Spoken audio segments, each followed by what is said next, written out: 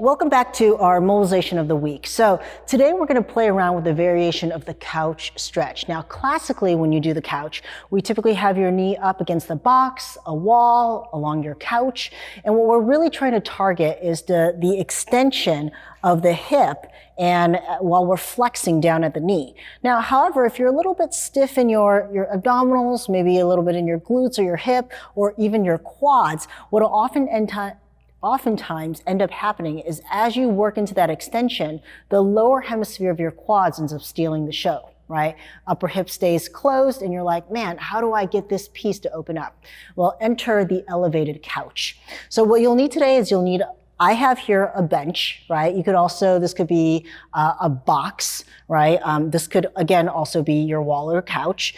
And what you'll see here is I have it kind of set up. Now, what I'm gonna do is, let me get the right leg, is I'm going to put my knee and shin up against the wall. Now, when we talk about things like, in the couch position or maybe playing around with your splits, really what I want you guys to start thinking is end range isometrics, right? And what I want to do is I want to make sure that at these end ranges, we stay as active as possible, which is going to teach our brain that we still have control in these specific positions versus if we just kind of drop and get slack, I am getting a stretch in there, but I don't really have that motor control component, which is really what we care about. And at that same time, this is where we start to see kind of tissue disruption, right? Lack of control. So I'm going to start by putting my knee up against the wall. My shin is here. And immediately what I'm going to do is I'm going to actually grab my butt, right? I'm in, and I can start to drop my butt in down towards the bench. And what you'll see here is with the thigh on the bench in this position, I actually create the fulcrum right here at my hip crease. And now I can start to tackle that high hip, high quad. And I've taken essentially my lower quads out of the equation, even though in this moment I can definitely still feel it, right? So there's a couple ways to be able to play around with this to make this movement more advanced.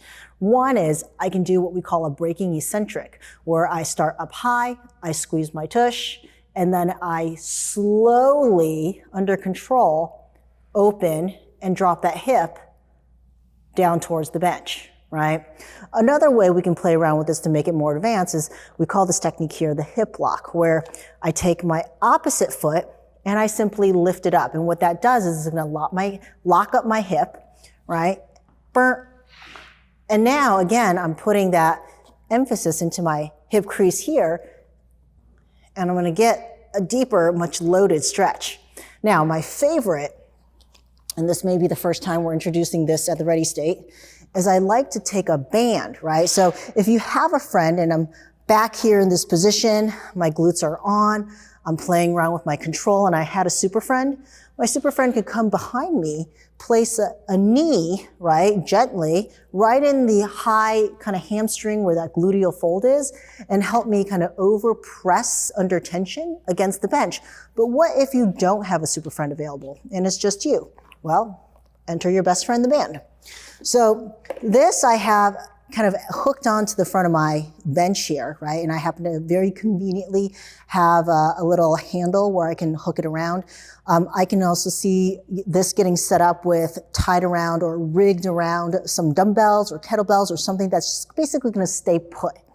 Now what I'll do here is I'm gonna thread myself in, and you'll see I can position that band high on my gluteal fold.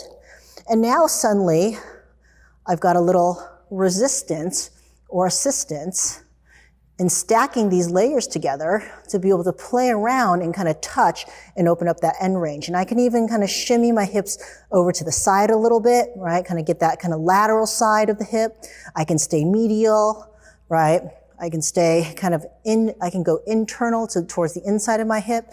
I can try to play with this, lift my glute, hold, contract, right? Release. And then really be able to get into an aspect of the hip, like for myself especially, that I have a very hard time accessing without this specific setup. So guys, this is the elevated couch stretch and an introduction with a band. Check it out.